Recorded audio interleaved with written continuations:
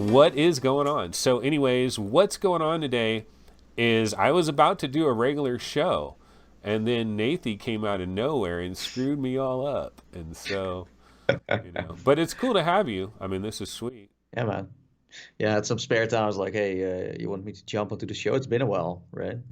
Yeah, yeah. I mean, for you to come on just randomly, it's great. This is cool. Oh, check this out. So, Nathie, I don't know. Well, let me share my screen with you. What's going on with you, dude? I mean, what is like? Is there any exciting VR thing like you're seeing on Twitter or just with games coming out with announcements? I mean, there's all kinds of stuff hitting the Quest, Arizona Sunshine. What's the last thing you've tried that has been like really exciting? So I think the last thing that I tried, I was mind blown by was I think the climb on Quest. Pretty good. I still haven't tried that one. The graphics, like the whole watering down thing, like Yeah. you're able to get into it, and it's just Mhm. like it blows away after a while. You don't have to worry about that. No, no, because it's a climbing game, so you focus on that the most, right? Of course, it's a downgrade, but if the gameplay is there, then what else do you want? I would say. Yeah, but I understand that, but also like the mountain. Here's the thing: you're climbing the mountain, right? And the mountain is like right there, because you're climbing the mountain. So your hands are on the mountain and the mountain is Hmm. right there. So I'm just wondering about that texture that is like right up in your Oh, face. it's like with almost every Quest game, it's kind of like mushy, a little, I don't know, like low texture in that sense. It doesn't look great, but again, like you're not staring at the rocks. But yeah, if you really want to focus on that, then yes, it doesn't look that great compared to the PC version. Yeah, yeah. Okay, just real quick to everybody in chat. I think I had your volume like crazy loud. I've turned it down quite a bit. I turned it down quite a bit, and I think it might be good, but just let me know in chat if it's too quiet now. But we'll continue to work on this. All right.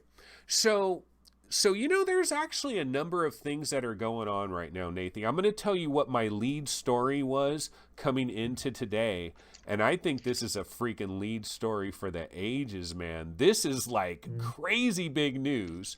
And why does news like this always happen and kind of end up getting buried because, it's the weekend hits and all that, or people don't really realize how big this is? Okay, so this Qualcomm thing, I think this is freaking massive, massive news. And I'll tell you why I think it's massive news. Qualcomm is basically going after the Oculus Quest. How is this happening? Because, see, here's what I understand according to this news. There are five companies that are working with Qualcomm that are going to use this reference design, which includes 7 cameras. It includes 2880 by 2880 resolution, 3K in each eye, which is above 20. This is above HP Reverb.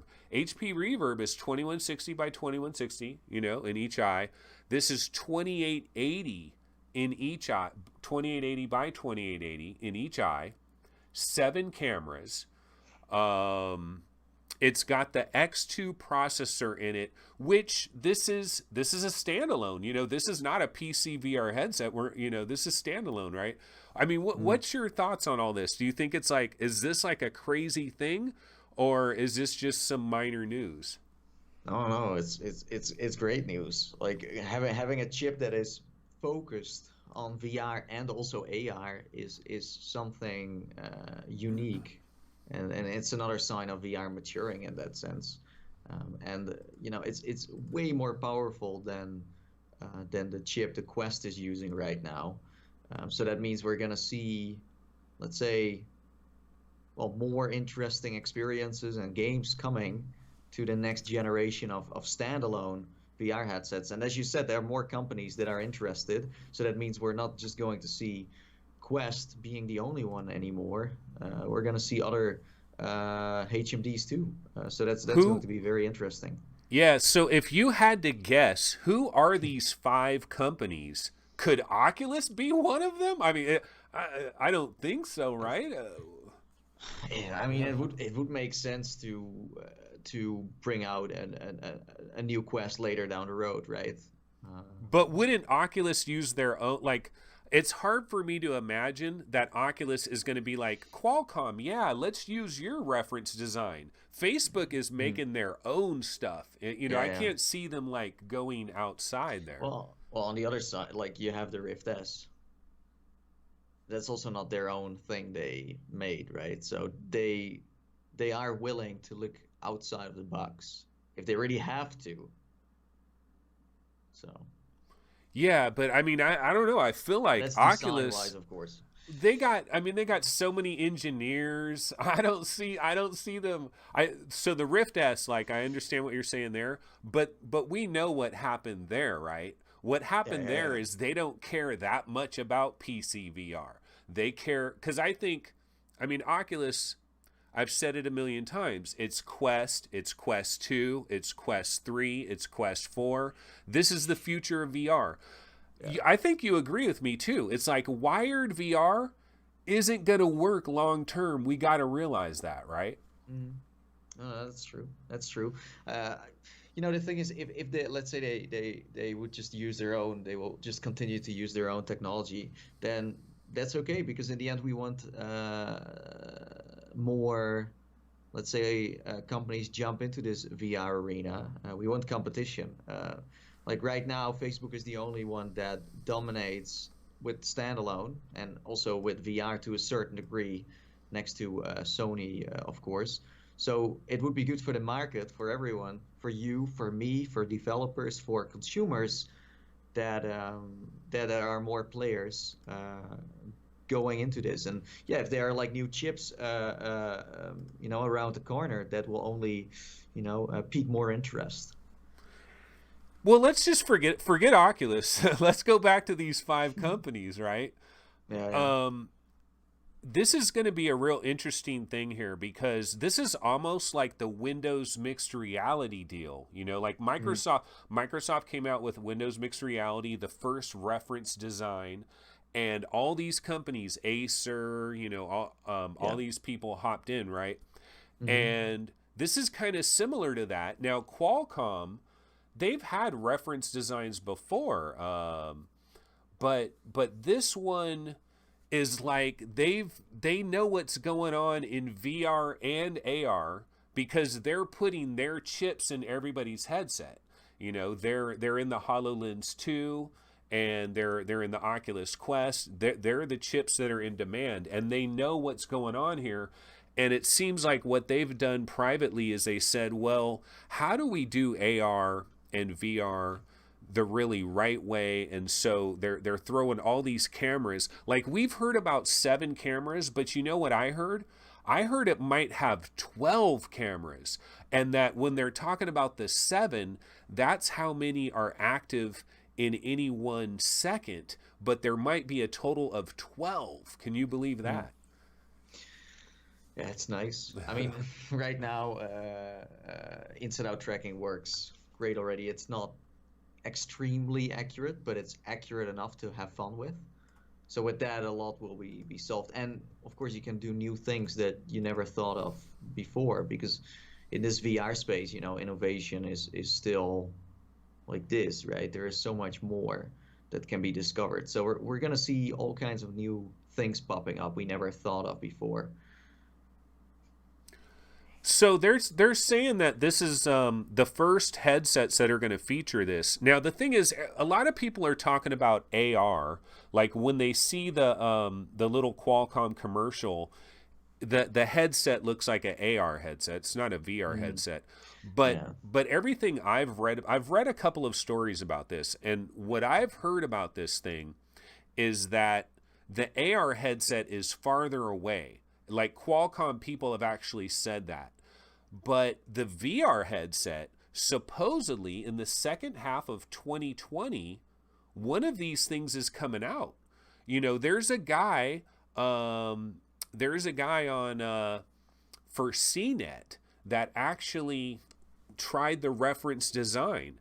And a couple of people, actually, there's like 5 or 6 people out there that have tried this reference design. They've seen the 2880 by 2880. And this one guy said, I believe it might have been the PC Mag guy. There's a PC Mag guy that tried it, PCMag.com.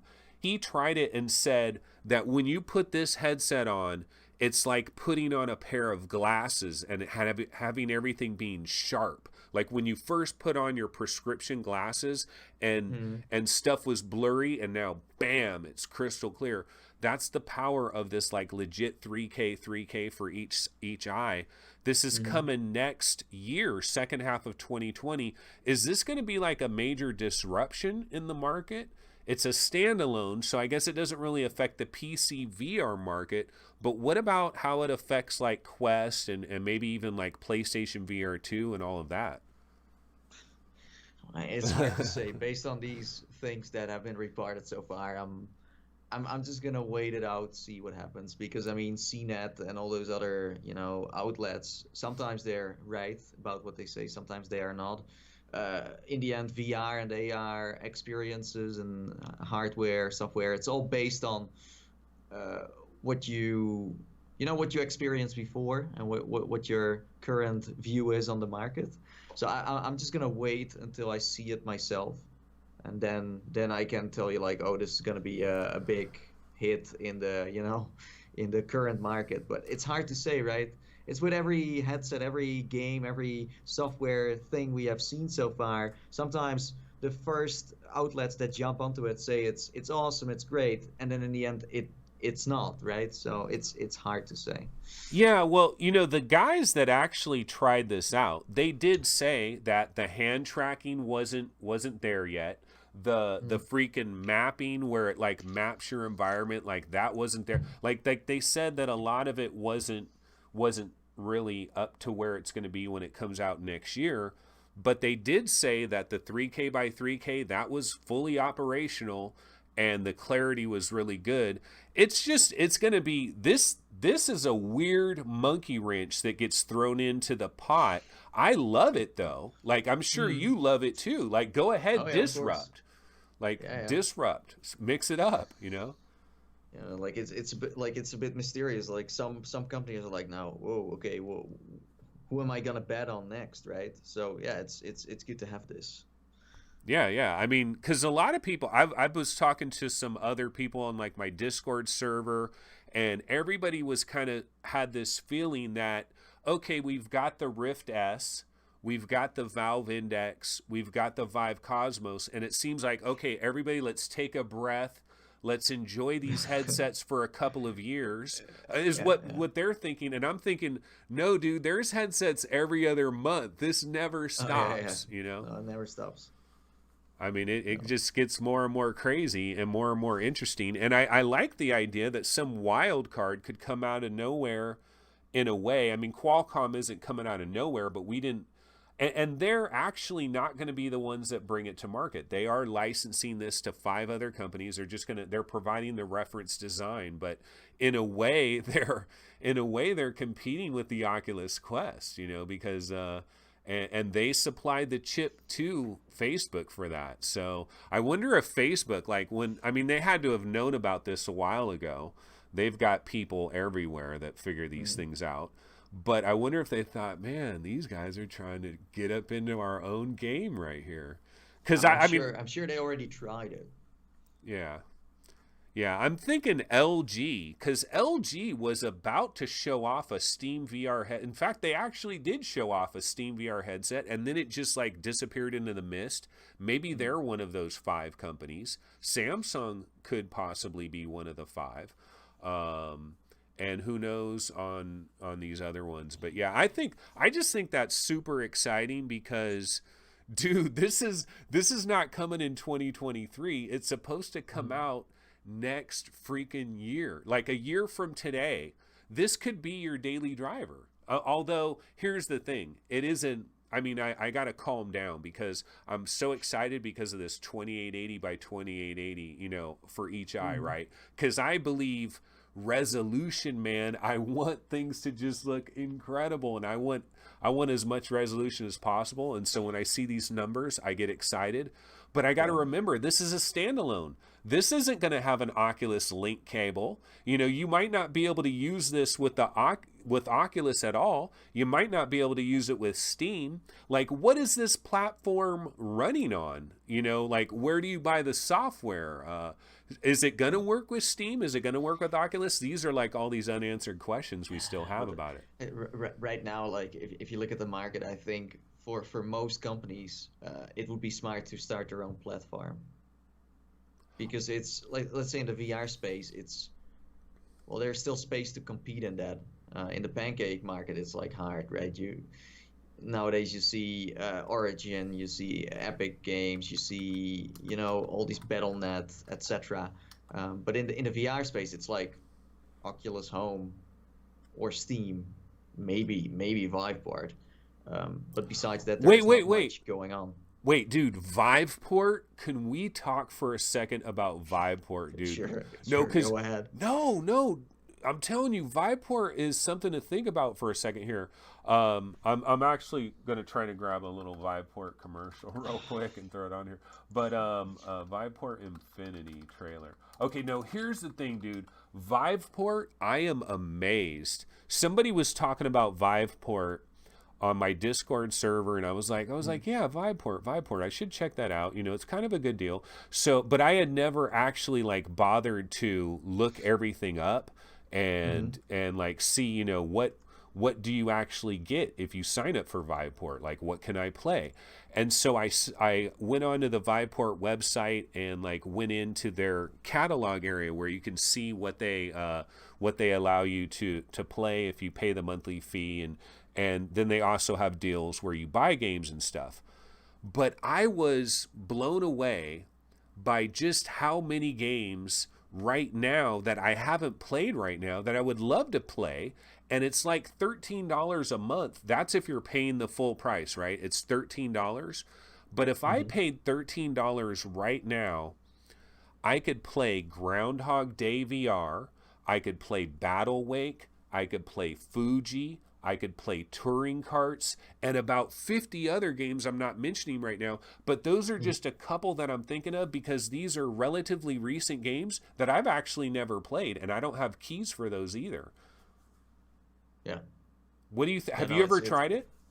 Yeah. No, it's an awesome platform, especially for people who are getting started in VR.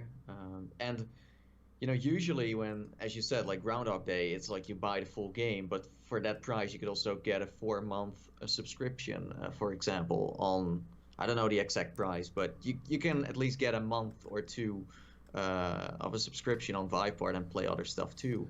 It has a lot of potential. You could finish Groundhog Day that first month and still be trying other games. I mean, one of the downsides is you do need to have time. Like I was looking, I was looking at it. Yeah.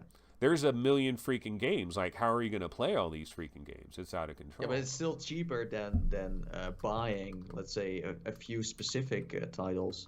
And it's just like, you know, Netflix, where there's something new getting added as well every month. So you could be in for a treat. Now, I do know for a fact that some development studios don't want to give out their license to HTC, so you're not going to see certain titles on there that are, let's say, the most popular ones are usually not on there because they're like, well, you know, it's kind of expensive to buy our game for your platform. But yeah, no, it's awesome. I can totally recommend it for new people, and it works with every headset too, right? It works with the Rift, Vive, and all the other ones that are PCVR, Valve Index, etc. Funny enough, not the Cosmos so much. Maybe nowadays it's better, but some of those games have not been updated yet for, you know, the headset you own. So that's the only thing I would be kind of aware of if you're getting into that. But yeah, no, it's nice. Yeah, I was looking at it and like they have numbers. So like if you have a Valve Index, it says like 390 games, and then like Oculus Rift S 385 games and stuff like. So yeah, that is a factor.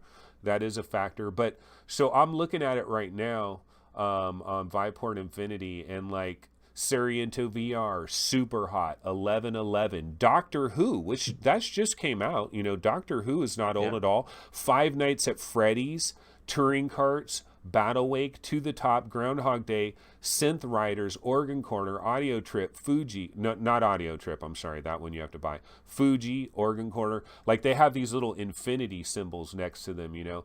And I mean, I was looking at this was last night that I saw this. A Fisherman's Yeah. Tale is on there. I've never played Rush. I've never played Gun Club VR. I'm going to lose a lot of street cred because there's all these games that I haven't played, right? I've never Yeah. played Ninja Legends. It's on there. Pagan Peak is on there. I've never played that. It's bonkers. It's a good lineup. It's quite impressive what you can get for that price. It's just that Viveport is not very known within the VR community because HTC doesn't, in my opinion, have enough experience to market it the right way. And it also had a bad reputation when it launched because when it first launched, all these titles you mentioned now were done there. It was mostly like little experiences out of Asia. Well, we here in Europe and also the United States, we want to play other stuff. But yeah, they made a great comeback. They just need to market it a little bit better. That's all I would say.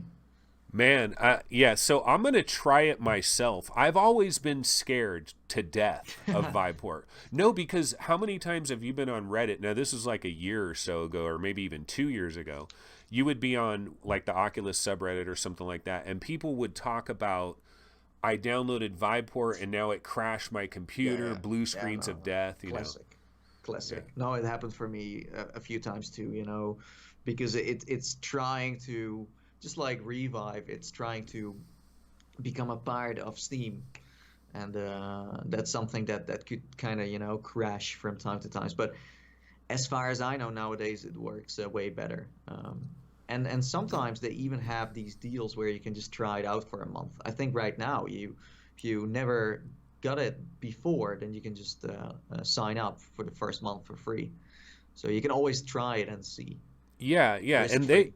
they had a Black Friday deal. I missed out on this. What an idiot. For $60, you get the entire year of Viveport Infinity. And because it's normally $13 a month, so if you did the math, it'd be like $108. So you got it for 60. It was almost like 50% off practically. It was like 45% off. But that deal is over with, but you know, maybe Yeah. it'll come back. And also, like, you know, I don't recommend let's say the Cosmos, but with that headset, you are also getting a subscription. And most headsets that you get, you don't really get any games with, right? You need to buy them, and some of them are free, but most of them are not.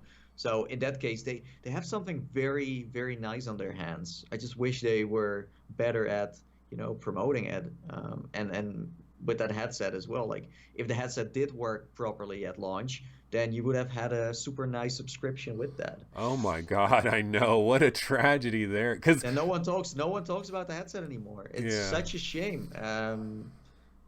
Yeah, well, I don't know. Maybe it does well in Asia. Who knows? But here, I don't feel so. I don't really feel it. Yeah, it's almost like we lost a major competitor, you know what I mean? Like they used to be Hardware-wise, yeah. well, yeah, we would be like, okay, so there's Oculus, there's Sony, there's HTC, and it feels like we lost one of the major, like they're not really involved anymore almost.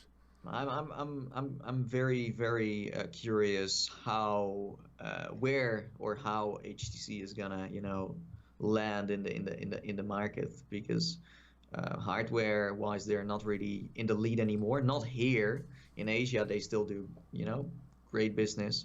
But yeah, I feel like the only thing that is left of HTC is Viveport as a subscription. I think that's the thing they should kind of, you know, bank on, and not the hardware anymore. I don't think for them there is a reason or a way to compete anymore. Hey, what about this though? Oculus and Steam and Sony as well. They don't Hmm. have a Viveport competitor, but here's the thing, like Viveport Infinity, they don't have a Netflix of that, right? Yeah. But why would they? Because they imagine if the Quest had this. Oculus would be, I mean, everybody would use it, so they would make good money and people would use it, and they could charge like $29.99 a month or something for that. Yeah. But in the long run, wouldn't they be actually making more money by doing it the way they're doing it? I yeah, I think so. I think so. I So don't know. I don't know the data. Like if you have the, of course, like they have a lot of data, so they can play around with that. So maybe they can, like I wouldn't honestly, I wouldn't be surprised if Oculus would go for a subscription service in a way. I wouldn't be surprised. but they would charge way the hell more than $13 a month. I mean, just you consider this $13 a month that they're charging, and like I was reading off all these games. The thing is, there's no way you'd be playing. I mean, the stuff that I'm looking at here, like you could play Witching Tower, you can play Apex Construct, you can play Dick Yeah. Wild 2, Contagion, Skyworld Kingdom Ball, Heart of the Emberstone. These are not craptacular games. Some of these games are damn good, and some of these games have come out in the last 60 days. Like they're not even crazy old. Groundhog Day is a pretty big game that was like $29.99. What's Yeah. up? You know, the thing is, with a subscription, they could moderate it themselves. They can decide what they put on there. If you have a PlayStation subscription, you get I think one game free every month, or maybe a few. But Sony decides what those titles are. So you could let people pay in their minds, not that much for a game, but in the end, it kind of is, because you kind of want to create this environment of like, oh, what I paid is worth it. So as long as they moderate it and they can decide what they put on there, as you said, like you have a mixed bag of games where they're very good, kind of good, and then bad, right? So if you have the right balance and you put a subscription on that, it could work. It could totally work. Yeah. So, I mean, it's an interesting thing. I'm going to try it out, and I'll be Yeah. testing it with the headsets I do have. Speaking of headsets, I don't know if you saw my a recent video I did, or heard any. I don't know if I tweeted about that. I don't think I tweeted about this, but I took advantage of the Black Friday deal. For the Rift S, it was $350. I never bought a Rift S. I played it at GDC. I played it at Oculus Yeah. Connect 6, but you know how it is. You go to a trade show, you get 15 minutes, but somebody's like breathing down your neck. You don't get Yeah, to yeah, yeah. adjust anything. No. And my problem is, though, I've got a large IPD. My IPD is like 70 to 71. It's like right in between 70 and 71. So I'm on the real high side of IPDs, very similar to Palmer Luckey. And I knew that this would be somewhat of an issue, but I thought, I still want to try this because this is the modern this is the updated headset. You don't need all the sensors and all that. And, it'd be nice to just have that simplicity. And so I got the baby and tried it out, but the FOV was just like way too small, man. It's like, damn, do you think we'll ever see a day where we have like maybe a standard version of a headset, but if you wanted to pay another $200, you could get the special large edition or the special baby sized edition or something like that? Is there any way we could do something like that? Or like, I don't know. Like in the end, these companies go for the biggest market, and if you don't fall into that category, then you're screwed. That's what it comes down to, for now at least. But the Rift S, its weakness is that there is no IPD adjuster, and that the IPD range is, well, quite small compared to other HMDs. But I do feel you. For me, it's easy because I'm like, it's like 65, 66 or something. I don't know. It's like this standard, I can play with every headset. But I think for now, I don't think they're going to make an exception because there is not enough money to be made there yet. Yeah. And I mean, well, I was saying, what about if we paid $200 more? But, for the oddballs that are out there, what if they had to just juice them for an extra $200? But again, there's just not enough of them, right? And No. also, really, what it boils down to from their standpoint is the factory lines, like the Mm. assembly lines, Yeah, extra like cost. Yeah. having a single mold. It's a single mold. Having a single mold saves them Yeah. so much money over the long term. If they can make something modular, then that would make things easier for some. But on the other side, modular makes things more complicated too. And what they want to do, they want to dumb down these headsets, make them super easy to use for a consumer, right? So, yeah, I don't know. I don't know. I hope that will change because for you, it sucks, right? I wish To you could mod them. I wish Yeah, I yeah, could send it away to somebody and they could mod it. yeah, But yeah, it would have to have two screens in there.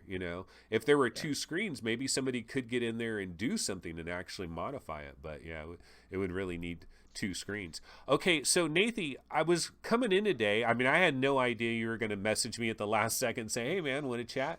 And so I did have some topics. One of the Mhm. topics I had, I don't know if you've seen this about Magic Leap, but there's been some information that has come out about Magic Leap that is kind of crazy. It was like on Engadget and like The Verge and stuff, but it Yeah. was it was an article by the information or something like that, whatever, some other website did this long article on Magic Leap, and supposedly in the first 6 months that Magic Leap was available when it first came out, they sold 6,000 units of Magic Leap Mhm. 1. Now, Magic Leap, the company, is saying everything that was in this article is pretty much bullshit. Don't take any of it because they're saying it's a rumor. It's a rumor they sold Oh, it's rumor. 6,000 in the Yeah, yeah. first 6 months.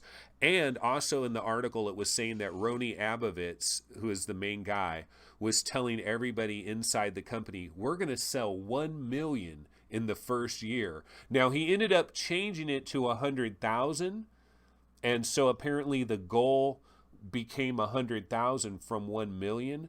But what if they only sold 6,000, 7,000, 8,000, or whatever in that first 6 months? Do you think this thing is going to last? Are they going to have enough money to survive? I don't know. I don't know, like this the whole article thing. Like, if there are like legit sources on that, then yeah, it might be tricky. It's true. Six That's true. thousand is six. The thing is, like, on one side, yeah, 6,000 is low, but on the other side, they wanted to get as many companies on board, right? Creating content for them. So even if it would be 6K and there's someone with a certain blueprint that has so much potential that takes this whole AR thing to the next level, it could save them in that sense.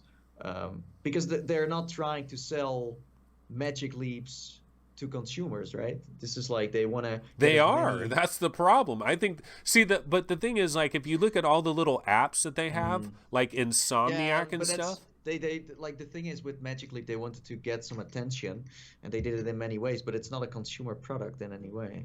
Well, not right now. It's like not available to consumers. But what I mean is like this little thing that we're watching right here, Dr. Gordbort's Yeah, boosters or whatever. yeah.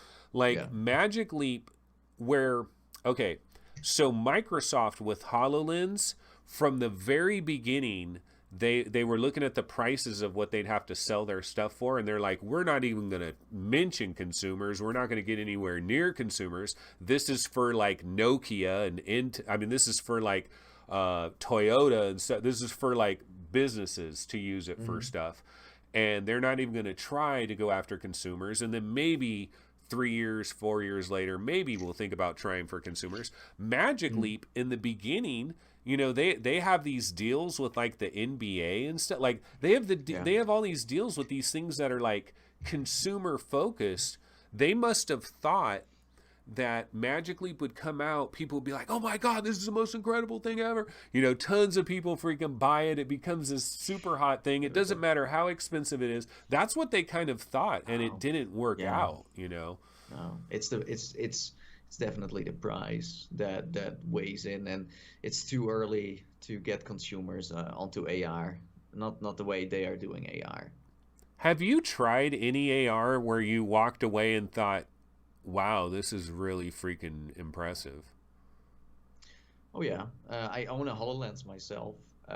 It's very good. Like the first time I tried, I was like, wow, I got a glimpse of what we're going to get in the future. So I believe in how it's going to evolve. And I also tried the Magic Leap. Also, impressed by that.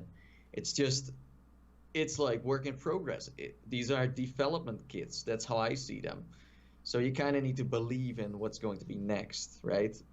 So if let's say if you would let a consumer try it, it would be like, yeah, it's too heavy, or the field of view is very small, et cetera, et cetera. But again, it's evolving while you're trying it. So yeah, I do believe in it, and I was very impressed by what Microsoft and also Magic Leap pulled off so far. There's a lot of people that watch my show or they listen to it or whatever, and they believe that, like, they think that AR has nothing to do with gaming. And, like, if I'm interested in Mhm. gaming, why would I care about AR? Now, personally, I believe those people are out of their friggin' minds because I just see it.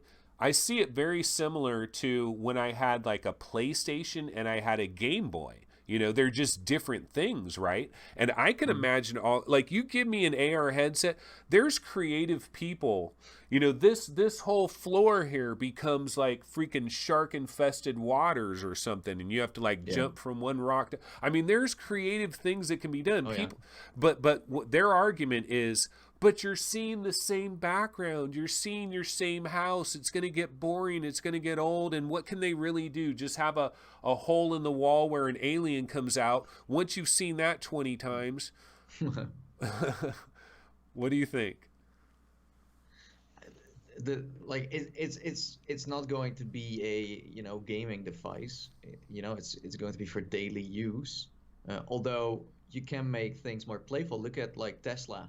They have a GPS that drives on Mars. They have uh, like you can change the road into this Christmas road where you hear all these jingles. So what I'm trying to say with that is that you can also make things that were boring before, make them more interactive. Like a GPS, like whatever. So things could be more gamified in that sense, where it's not playing a game, but it does make it more, colorful. But again, it's going to be for daily use. It's the same with a mobile phone. I don't know about you, but I use my phone mainly to use it to call someone, to send an SMS to someone, to check out my social media, and I do from time to time play a game on it, but it's not the main use. But I do have fun playing, let's say, Mario Kart on my phone.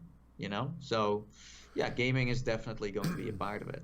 Do you ever ride bikes or like go for a jog or anything? Because I think eventually with AR, that's going to get more enjoyable Mm. as well. There was this video. I don't know if you ever saw it, but somebody did a video. It may have been on a Magic Leap, and it was kind of like a hacked video thing.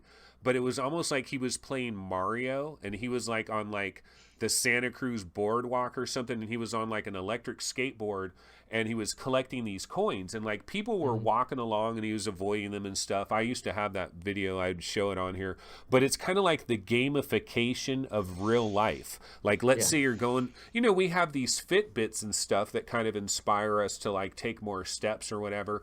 Imagine like you're going for a long walk and like you're being chased by slow walking zombies, but fast enough to kind of keep your pace a little bit Mm. faster. Maybe it connects to your Fitbit and it knows your heart rate. Yeah. These things are coming, Yeah. right? No, that's gaming too in the end, but it's useful in a way too. So yeah, no, it will be a part of that.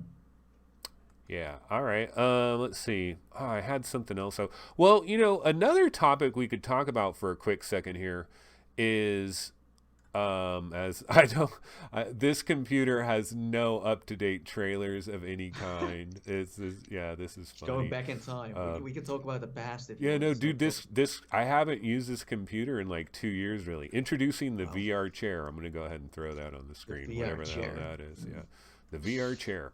Okay. No, but one topic I would love to talk to you about, because I know you're experiencing this personally yourself, right? So here we are. It's early December, and god damn, can we catch a break, man? Because every other minute, a major game drops. Like, for example, very recently, we just had Deathlap. No date. It Super comes. random. Yeah, it comes out of the blue, drops a bomb. Aspire Yeah. 1, also very new. Stormland, Asgard's, Pistol Whip, Boneworks in 2 days. Dude, do you have Boneworks? Are you playing now? Wink twice. No, no, but I did play it at their office a long time ago. But yeah, no, there are so many titles coming out. And part of that is because, some games have been delayed. Other games were just scheduled by Facebook to release in December. Others just randomly are ready to go, and then they decide to just, launch them. So it just comes together in a funny way. Of course, December is a good month to sell titles. But wait a So minute, wait a that's why minute. you see. December, when you were like 10 years old, was the great month, right? Because your mom was going to freaking Best Buy, or your version of Best Buy, and buying a physical video game, and it went Yeah. under your Christmas tree. I thought this was a 365-day-a-year thing. Why are so many games hitting us right now? Nobody has any. Does anybody get a Steam card under the Christmas tree? Maybe, I guess. I don't know. I don't know. Is that a thing? No, I don't really. It's not. We're not talking about, because VR in that sense is not really for kids, right? It's an expensive hobby still. So I think we're talking about different people who buy stuff. But it's not just the holiday season. It's also Black Friday. It's also Cyber Monday. It's like these moments where you can say, "Oh, we have discount," or "Oh, we have a new game," and then suddenly people are more triggered for some reason to spend money, right? So yeah, this seems to be the month. Like I can tell you, like with Facebook, for example, if you are a developer and you work together with them, then they kind of give you like a moment of releasing your title, right? And I think that Facebook always wants to put the best ones in December. That's why you see these high quality titles coming out now, because they want to. But again, it's delays. It's some games that were scheduled for so long. For example, like Stormland was a game that was going to come out on the Oculus Rift CV1, not the Rift S, but they were working on this Rift S, and then they were like, maybe we should postpone this so we can sell more Rift S's. So some of these titles have been, like, they should have been launched like last year or the year before. So that's why it's so busy. This is some funny coincidence, I would say. Okay, what if you were not on YouTube or any of this stuff? What if you were just some regular Joe Blow Yeah. VR gamer guy, right? But Yeah. you're not on YouTube. You're not doing anything. You're not trying to be any influencer or anybody, anything. You're just a regular guy. How many games would you play in a given month? It's hard. It's hard to say. It's hard to say. With like the problem with that is that I have been playing so many games for the last 4 or 5 years that some of the things I'm not that interested in anymore. So if I was just a regular guy, then I would have played way less games, would have gotten bored less of certain genres. But yeah, I think I would just buy 1 or 2 games. I would probably buy Boneworks, and You'd then buy maybe, one or two real big bangers, like yeah, of course. Stormland, bam. Or if I was low on money, I would just wait them out and then buy them later. Or share with someone else, where you have a share an account and you just pay half. Yeah, no, Yeah. it's super smart, but hard to say. But yeah, I would go for. I think I would be someone who goes for the big ones, or the ones where there's some hype behind it, right? Or you get Viveport Infinity and you're good. Yeah. If I knew that existed, then yes. I know. Totally. Think when you think about the Oculus subreddit, how many times have you been on the Oculus subreddit and you see a post where somebody's like, I joined the party, and it's a picture of the Rift S. They just got a Rift S, right? Yeah. But think of how many of these people, like if there were 10 of them, how many of them knew anything about Viveport Infinity? Maybe 1 out of 10. The other 9 know nothing about it, and it's actually maybe perfect for them because it's like this Yeah. smorgasbord, you know. Yeah. But yeah, we covered that already. But you know, going back to like Stormland, well, you were telling me before we started here that you haven't been playing as much as you'd like to play. Have you spent much time in Stormland? Because right now, at this current moment in time, if someone put a gun to my head and said, "What is your game of the year right here, right now?" For me, Stormland. Um, yeah, so I played Stormland a couple of times when it was early in development and also at Connect 2. And yeah, I don't know. It's a it's a good game. It let's say the start is very top notch. Kind of goes down a little bit at the end. Depends on if you play it alone or together with a friend, though. So But what about you the though? What about you? If someone put a gun to your head and said, what's the best game of 2019?" um, I would say the best game. I think it would be Blood and Truth. Yeah, Really? Really? yeah. I But mean, that's yeah. because of we're not talking about the gameplay. We're talking about the writing in that sense. Yeah, Well, it's whatever you want to name your game of the year. yeah, Like yeah. Nathie's game of the year. You know, you should have a Well, little emblem and shit. yeah, I expected Pistol Whip to be the game of the year, but it's a good game, but it's not the hype I thought it would be. You know what I mean?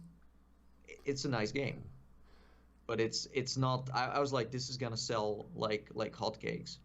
But maybe I was just too much in the Beat Saber mood with that, where it's like, oh, this rhythm game must also, totally land at the right spot.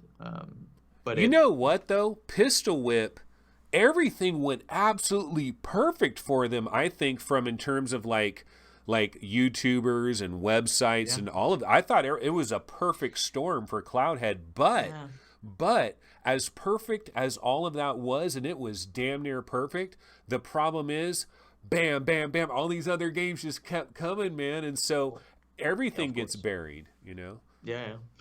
Yeah, but if you yeah okay, but if you have a very like next level title, then you can survive all of that. It's the same with Beat Saber, right? Like new games come out, and then there's suddenly like this discount on Beat Saber, and then everyone is talking about Beat Saber again, or Beat Saber has this new update or this new whatever it is, and then people start talking about that game again. So for the real good games, it's easy to kind of stick above the rest with that. Um, but yeah, I don't know. Like I'm happy you enjoy Stormland. Um, you know what makes me sad? Like Stormland has a lot of potential. Like the characters, the way you play it with someone else. There's a lot that can be done.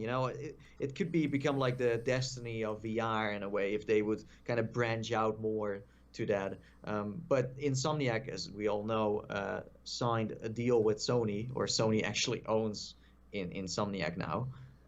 And like we're not gonna see more Stormland. That's it. Like if you let's say you enjoyed Stormland, if you finish it, Maybe then on just think with your PlayStation head, 5. that's it. PlayStation Yeah, 5. but the thing is, usually with maybe Yeah.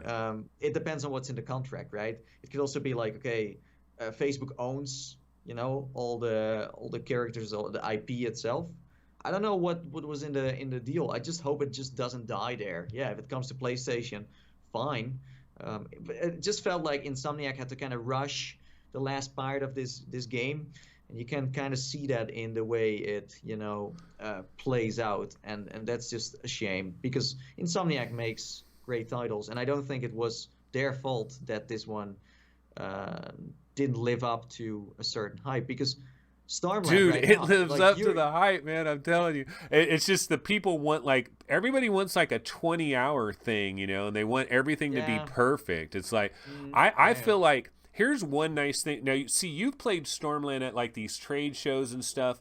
The final version, it might be a little bit more buttoned up, and you get to see like the progression of how you I don't know. go through the game. I played the one that is out too. Okay.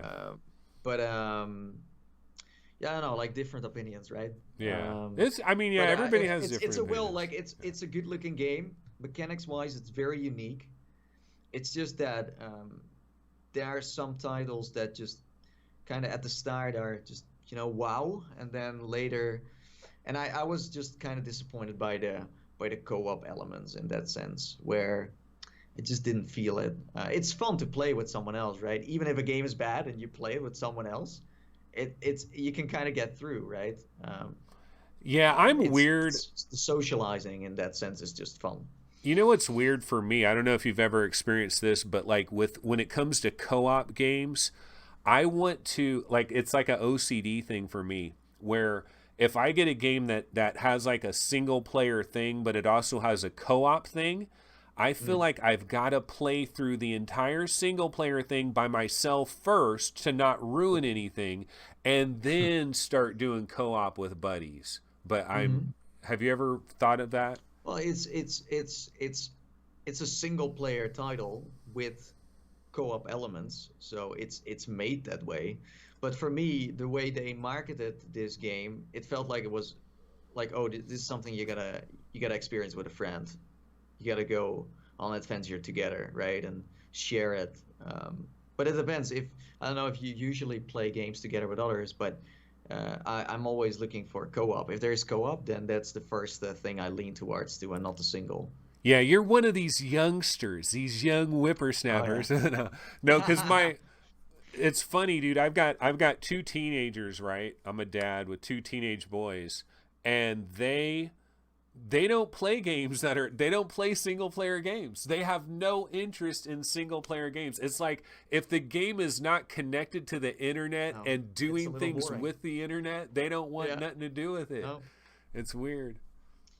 Yeah, but it's like like a game becomes more alive, a game becomes unexpected, and in a single player, to a certain degree, it's you controlling that. And when you play online, like I love to play Rocket League, for example, and every match I play, it's different. It's never the same, and I can play it for hours upon hours. And doing it in a single player, it's a little different. So that's why most games nowadays get these co-op elements. So yeah. Yeah, it's the one good thing about our VR industry, like us still being kind of small and everything. What we haven't gotten in terms of elements is like a lot of a lot of the nasty stuff that they have in the flat world. Like, Just wait for it. yeah, I know it's inevitable. Absolutely right. Yeah. So what else? I mean, is there anything you'd like to talk about? Any particular topic or any particular game or any aspect of the VR gaming industry? Is there anything? Well, well, first of all, I'm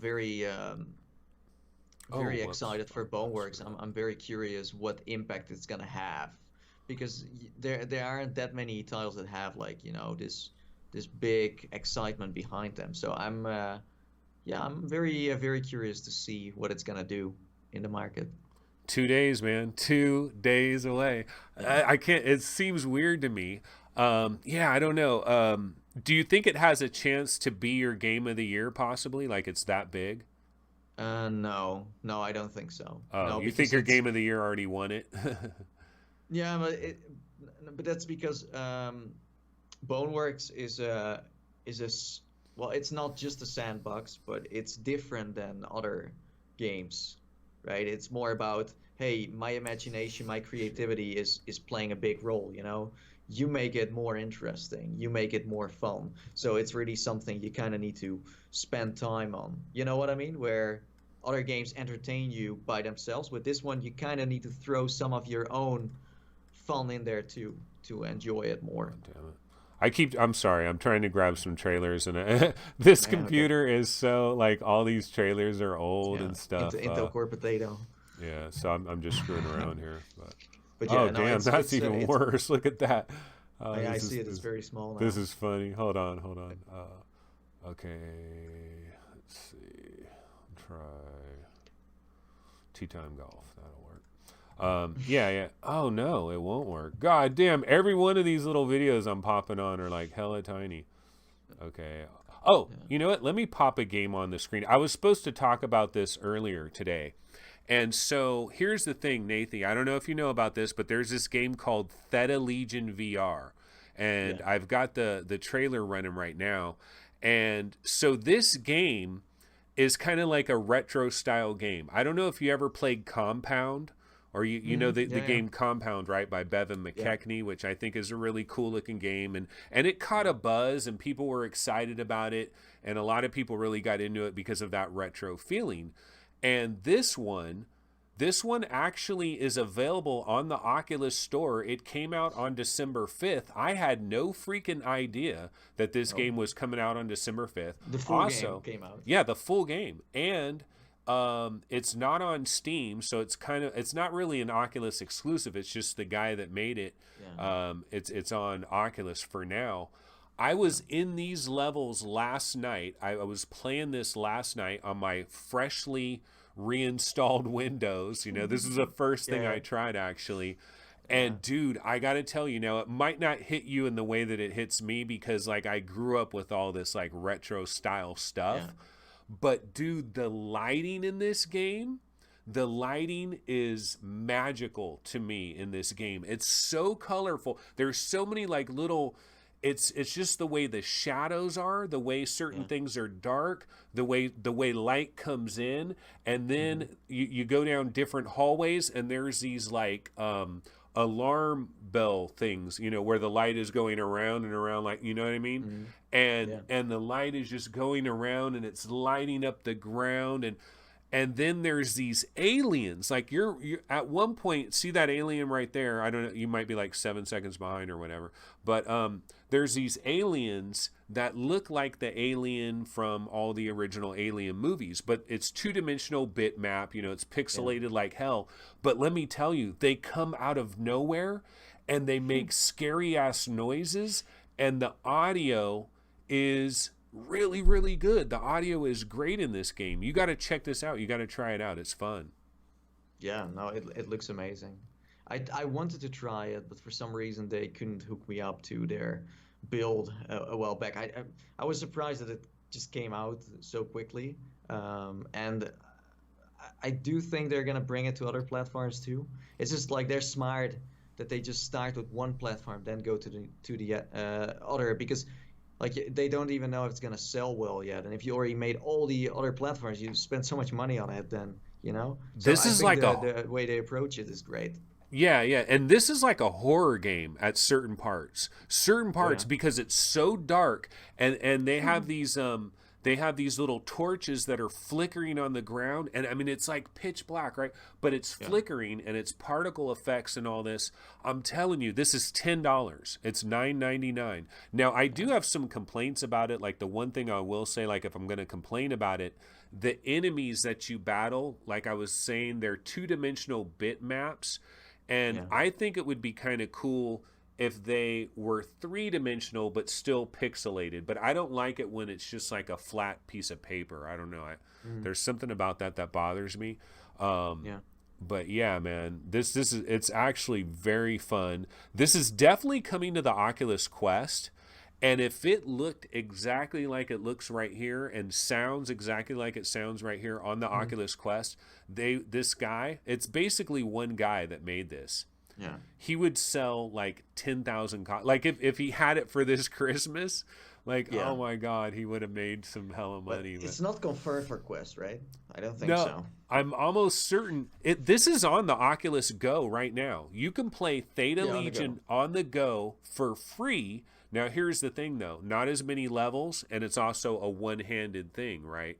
It's it's Yeah. not three DOF. It's one-handed. Now this one, like the one that I played last night, it's it's full six DOF, and like they've modeled your arms and stuff, and like your little radars are working, and like how many bullets you have in your gun, Yeah. and the lighting. It's just really cool. I was quite impressed by this. But this is one of those things again, we talk about how many games are coming out, and it's like I wonder if this will get the attention it deserves, if it'll get the love that it deserves. Yeah. Yeah. We'll see. But yeah. One last topic before I let you go here. You're probably getting ready to bounce, but are you curious how Sony Like let's talk about the Sony thing for just a second, because I really feel like they are in this super interesting position of how they're going to transition to PlayStation 5 and also to PlayStation VR2, because it's a weird spot. So here's the thing. PlayStation 5 next November, probably $500 roughly. Apparently PlayStation VR 1, the one that we have, is going to work on PlayStation 5, but is there going to be a reason for somebody like me that only plays VR? I never play flat. Why am I going to spend $500 on a PlayStation 5 when I only play VR? What is Sony going to do so that I'll want to buy one of these on November 15th or whatever, when it comes out, basically a year from right now? It's for the existing user, right? So they're not So going to sell it to me at all because I only play VR? well, I mean, the titles are gonna win you over. If you see what they offer, then you're like, dang it, I need a new PlayStation. So you think they'll have like a couple of games that require PlayStation 5 but work in VR on PlayStation VR 1? Yeah, yeah, because that's what they already said, right? Like the PlayStation 1, VR 1 will work with the new console. So you don't have to, let's say, buy a new headset. You don't have to technically, but of course the new one is going to be super neat. Um, but yeah, there are enough reasons to for an existing user to jump over to the next gen. So If you like yeah. flat games and all of that. But so what some people have argued to me is they said, here's what's going to happen, Anthony. Here's how it's going to work. On November 15th or whenever PlayStation 5 comes out, the day it comes out, if you have the first PlayStation VR, games like Astrobot will run at a native 120 frames. Games like Wipeout VR, maybe Resident Evil, maybe Blood and Truth will run at a much higher resolution or something. It'll be super sampled. Do you think maybe that's how they're going to try to get somebody like me to spend 500 right away? Um, Or do you think they're going to have Farpoint 2 and it requires PlayStation 5 and they're going to have it next November for use with the existing headset we have right now? but I mean, you're saying win me over, but you're a very specific I'm a like weirdo. guy I'm a weirdo. that Yeah. wants like a lot of frames per second and wants like high resolution. No, But like I want a reason to buy PlayStation 5 as a VR gamer. Like I don't play yeah, Red but Dead you're Redemption. hinting, but you're Yeah. hinting towards more hertz and stuff. So that's not the business model Sony goes for. It's like the gamer that just wants to buy something in one package and doesn't want to have too much going on with it. If you're into that, then you're a PC VR user, right? So it's more about the games, and it's about, of course, that the hardware is improved, but not in a way where someone would say like, oh, like the frame rate is now this high or that. Like that's not who they are selling it to. I hear you, but they They're gotta. selling it to the average Joe Yeah. that is a gamer. So are But I do they? understand you want more than that, but then you kind of need to like indulge yourself with what they're gonna offer. It's not like they're gonna try to win you over because you're not their target, True, true. right? Yeah, I mean, So well, when they come out with a PlayStation 5, they're not necessarily trying to win over their VR fans. That isn't their no, number they one don't have to goal. because they're already in the loop. They Yeah. don't have to. I'm not concerned about their current community of like millions of people. I still wonder though. I still wonder about like what are they going to do there? Because see, here would be my worry. Like if they came out with let's say they had Astrobot 2. Astrobot 2 was available the day the PlayStation 5 came out. You can Hmm. play it, but you just need a PlayStation 5. You can use your PlayStation VR 1, your camera, your Move controllers or whatever. It works great, but you got to have a PlayStation 5. So they got Astrobot, right? Hmm. Astrobot 2. Now here's where I have a problem with it. I have a problem with it because if Astrobot 2 is coming out now on PlayStation 5 for PlayStation VR 1, then I'm worried that PlayStation VR 2, which is what I really want, I'm worried that that has to be constrained because like PlayStation VR 1 is holding it back because Astrobot 2 has to work on PlayStation VR 1 because it's got to get these people to buy PlayStation 5s. And then PlayStation VR 2 could have had eye tracking. It could have had foveated rendering, but because PlayStation VR 1 doesn't feature that, how do they build that into these super advanced games which aren't going to trickle down to PlayStation VR 1? It's a weird thing. It's really weird. Yeah, I don't know. We'll see what they are, what they are willing to part over. Because the thing is they have a library that, these games are also quite old. Some of them are like almost, I think 3 years old, right? And I'm not sure if maybe they ask every developer to port everything over, because it will have to work on newer hardware. It's not like, oh, it just works out of nowhere. They gotta change some things up. They will have new controllers that will not look the same like the Move ones, so they have to kind of adjust the things in that sense. I don't know. Like I think that PlayStation has the most potential because they have the biggest VR market in their hands already. Quest doesn't even come near that at the moment. But I don't know what they're gonna do to blow people away with their stuff. It's usually, like, for me, Sony is all about the games, right? The library. Me as a consumer buying their hardware and getting a lot back for that in the long run. Like, there is no other company that I know that is treating their customers in such a neat way.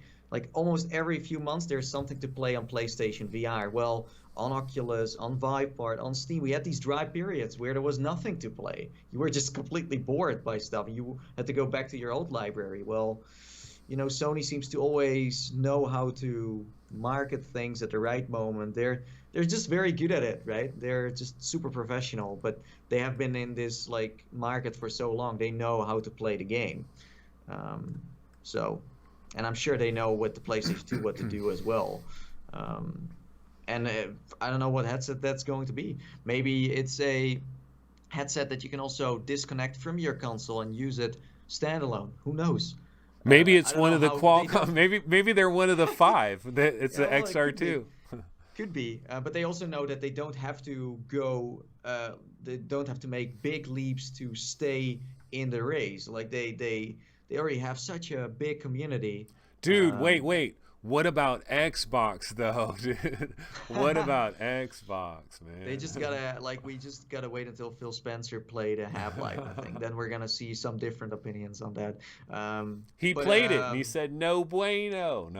No? He played it in the summer supposedly. He said it was amazing, but it's the thing, if one, I'm sure he has a team behind him that have different opinions, but if the leading role thinks differently, that can, but Xbox will change their mind in the end, and we already have mixed reality. So Microsoft has done already some stuff in the VR scene, but for now, no. And for Sony, that's awesome news because they have been winning with their console for so long. We'll see. We'll see who's gonna get those neat chips. Yeah, man. It's exciting. I'm glad that we got some stuff. I mean, this next year, 2020 is going to be very interesting because you do have that transition to PlayStation 5. It's just watching whatever way it goes. It doesn't matter what way it goes. It's going to be interesting whatever way it goes. But I'm going to enjoy I'm going to enjoy watching Sony try to navigate it because it's not going to be super easy. They're going to piss somebody off, and then this Qualcomm stuff, that's exciting. Maybe Samsung with a new head. I'm hoping for new headsets. I feel like I still don't have, I don't have the dream headset I've always wanted to have yet. I don't think. I, I agree with you. I would love to see more standalone. I'm not so sure if I want to see more PC VR headsets, although, innovation is always welcome. But I think with standalone, there would be a lot of room for, things to happen in that sense. And yeah, with this chipset, that might happen, that might happen. Next year, VR is definitely going to be about virtual reality maturing, in the current market. There's still a lot that seems to be just the way it's always been. And I think that not just that, like what you mentioned of like the chips, the like PlayStation VR2, but also like Source 2 getting into this like game, where we have experienced Unity titles, Unreal, etc. But Source 2 is very exotic in VR. If you played the Vertigo 2 demo, there is a certain vibe to it that you never tried with any other game you played on any platform. Even if you don't own an Index, if you played it on the Rift, there's just something to it that just makes gaming more futuristic, like the way it's meant to be played. That's also what I had with Boneworks. I was like, holy heck, this is different, and it's not the, let's say, the story of Boneworks or the things you can do in Boneworks, but it's just the baseline that the game is built on, like the way your body just reacts to things, like the physics. And I think a lot like of that will also just mature the market, because if a gamer tried Half-Life, let's say, as the first title they ever tried, they want to have more of that, and developers need to step up their game to keep up with that. So all the old stuff that we now say, like, oh yeah, just play the old things, right? Like we have an entire library of titles, but what if a lot of those titles are not going to meet the standards anymore, and they were just from back in the days, like you had with DK1 and DK2, you had these demos that were just so much fun for a while.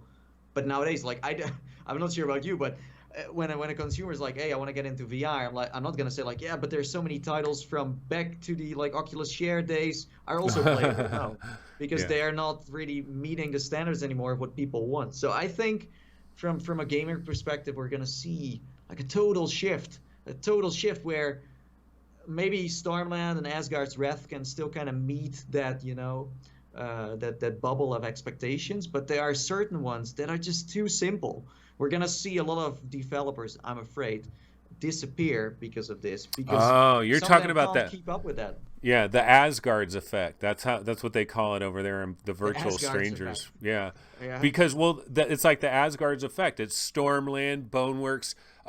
They say we're in generation 2. We're in generation 2 of VR Mhm. software. It just begun with Asgard's, with Stormland, with Boneworks. We've just started and going on to like Saints Yeah. and Sinners and like Iron Man VR early next year, and and Medal of Honor and Half-Life Alex. Generation 2 VR software has begun. I don't know if I totally agree with that, but yeah, we are.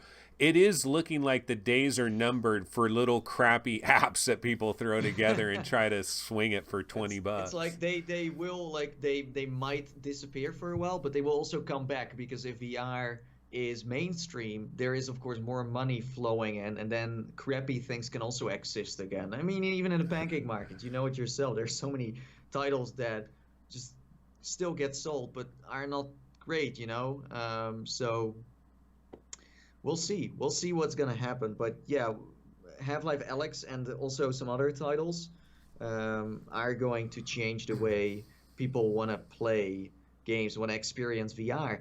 And Source 2 is so powerful in that sense, because, as I said, it's all the hardware that makes Source 2 look next level. It's not just Index. Like, of course, finger tracking is nice, but again, like if you played the Vertigo 2 demo and you played it on different headsets, they just do something that I have just never seen anyone do on Oculus Home. Or so yeah, PC VR is gonna hopefully get a boost, and it should, because this year for PC VR, it's kind of like a mixed bag, right? Maybe here at the end of the year we had Stormland, Asgard's Wrath, and it kind of boosted a bit, but PC VR had a lot of, like, it took a lot of losses. Standalone was taking over.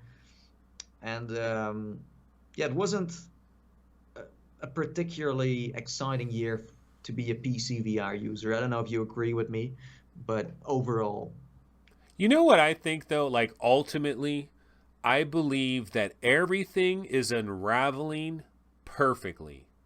Like it's slow. This is a slow yeah, haul. We're on a long road. You know, this is not an overnight sensation. But I believe like, you know, Half-Life Alex is coming along. We got a couple big games like Stormland and Asgard's Wrath. We still got Medal of Honor. You got Iron Man. yeah, You know, yeah, Saints and Sinners. I feel like and the headsets are starting to improve. We're getting new designs, and then in the standalone market, I just feel like everything is unraveling hmm, exactly the way it should. I think 9 years from now, we're going to look back on right now and we're going to say, yeah, everything yeah, unraveled. Sure, there were haters that couldn't stand VR and they said, you know, VR just needs to die already. You know, we've had those people yeah. and people, you know, but I feel like it's coming along where everything's perfect. We're things will be fine. Everything will be fine. Yeah. I think, hopefully. Yeah, no, the steps we have seen so far are like quite logical if you think about it. It's the same with the chipset. Like it comes around now because it's the time to come around. Like if this happened 2 years ago, it wouldn't make any sense.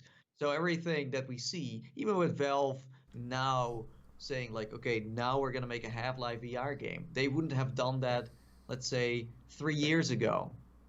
But now it's like, wait, it makes more sense. We see the potential. This is the moment to jump in, right? And if you do that at the right moment, yeah, then it works. And then you suddenly see companies that we said never cared. That's not really true. It's just them waiting to jump in at the right moment. So So, EA is going to finally make a VR game, and Activision. as far as I know, EA is, I think, oh, EA Well, is not Medal of Honor, officially, technically, yeah, yeah, yeah, I yeah, guess. it's true. No, I like, of course, EA is gonna hop in and maybe Bethesda more. Like they have been quite silent for a while. But that will all come, you know. When EA jumps in, then they jump in at the moment they should be jumping in. Yeah, Like for example with Ubisoft, like Ubisoft made some great games, but also sometimes was a bit too early. Like with Space Junkies, it's a bit too early for the market. I think if they brought this out, let's say, I don't know, 2 years from now, it would perform differently. Um, but yeah, it's like for us as well. Like it's smart to be in there for like if you jump into VR now, it's a great moment. If you jump into VR next year, it's a great moment. So there's so many moments you can still hop in and join the rebellion, right? yeah, we're at the beginning of this hockey stick, you know, the hockey stick Yeah. where it just shoots up. Like I think we're at the very bottom of that and it's about to shoot the hell up. Yeah, no, And it's and that's exciting. cool for all of us involved, you know. So it's Yeah, sweet. and it's just interesting to see every year it evolves, right? Like where I was like in this DK1 era where demos were all like super awesome, and now if you would let people play those demos, it would be like this is way too simple. It's like time flies by so quickly, and it's just like I'm not sure about you, but when games such as Boneworks and Stormland and Half-Life Alyx and those were announced, I'm like, yes, and this is why I'm supporting VR because this is where we are heading towards, right? You can't always see it, we can't always grab it and say like, this is what VR is going to look like for the next few years. But now we have a few examples again where it's like, and this is why I'm maybe sounding crazy, but I'm not. And this That's is yeah. why I'm in there, you know, why I'm in here for the long run, why I support VR, why I believe in VR. Exactly. Like I was just playing Stormland the other day and I had a freaking magical 20-minute little thing where just everything unraveled like a movie and I'm like, "Yes, this is why I love VR." And Hmm. eventually, if anybody if any other person experienced the exact thing that I experienced, they would have like had a tear coming out of their eye as well. Like this is it can't miss. I don't think it's just a matter of time, and I think Yeah. it's unraveling and everything's sweet. Yeah. Yeah. So hopefully next year we're gonna see some competition in that sense. I would be very in for that. Do you I don't ever know go about to you. the Consumer Electronics Show in Vegas? Have you ever been to one of those? CES? I will. So I was going last year, but in the end I decided to go to Asia, and this time I will be in Asia again, Oh, because I find CES quite predictable. Yeah. So Yeah. it's not like you really need to be there. It's fun to be on the spot when something gets announced, um, but that will, play out anyways. So no, no, not really. But of course, I will, keep an eye on what gets reported in that sense. So yeah, I don't know, but are you going or? No, I've never been to one. I'd like to go, but I don't Yeah, believe I'm going to go this year. But I'm excited for it because Samsung or somebody else, or maybe just more information on the Qualcomm thing. There's yeah, always something. So maybe Pimax will be there. I mean, I'm not really into yeah. Pimax, but Pimax is going to be there. yeah. Yeah, yeah. That's what I do know. Yeah, I don't know. CS is a cool place. It has been on my bucket list for a very long time. It's just that uh, after going to Asia once, CES doesn't become that relevant anymore compared Especially to if that. if you've never been to Vegas though, Vegas is just such a trippy place. It is so I've weird. heard. I've Yeah. heard. Yeah. So No, you'll have to it's. hit it one time at least. I. I'm sure. I'm sure I will. Yeah. I think I will be going to GDC. Oh, Of okay. course, E3 is usually on the planning. I want to go to some more enterprise stuff too because I do enjoy that. It gives me a lot of insights on what's going on in the VR market. Because again, like GDC is usually for press.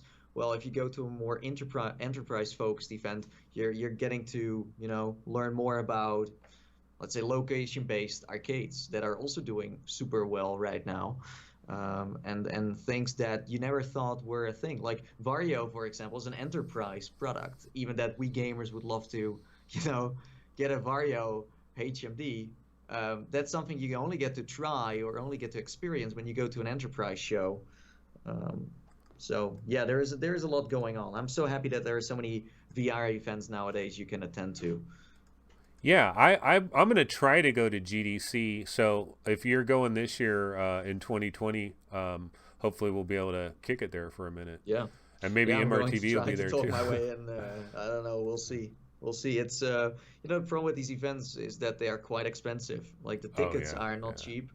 Plus, you live in America, so you do have an advantage in that sense. For me, it's like I need to fly all the way from, Europe to Oh America, no. and you kind of take a gamble. You just hope that GDC is gonna be the best thing ever. But then you already spent your money, right? So you just gotta hope it's worth it. Although, of course, the networking is always, the thing to do. It's not the hardware. It's definitely the network. Getting more insights on, what's going to happen next year and what people look forward to, and that's that stuff. Absolutely. Alrighty, man. Well, damn, we did a long little interview here. It turned into a long interview. Yeah, This was awesome. Thanks for coming on. I mean, it was fun. Crazy technical issues in the beginning. Apologies to anybody that might have been waiting around for this, but yeah, we were able to do it, and that was cool. And it's a great time in yeah, VR right now. Lots of interesting things going on, and yeah. so we'll have to do it again. But Mm. I'm going to go ahead and say goodbye to everybody on the VR365 Twitch live stream. I will be back Thursday next week, regular show on YouTube, 5 p.m. Pacific time. And man, I don't know. I'll be talking Boneworks, Boneworks, Boneworks, Boneworks, Probably. and also that the same day is Budget Cuts too. Oh Budget yeah. Cuts too. Fast Th- Travel Games helping out this time. So, They're got confident, man. yeah. They're confident I'm with gonna their check that launch baby next to out. Boneworks. Yeah, it's an interesting. I mean, the hits don't stop coming. I'm sure even like December 20th and stuff, there's going to be stuff. It's just not going to stop, man. But yeah, it's all good. All right, folks. Well, I'll go ahead and see you guys on Thursday. See you guys then. Take it easy. Later. Bye bye.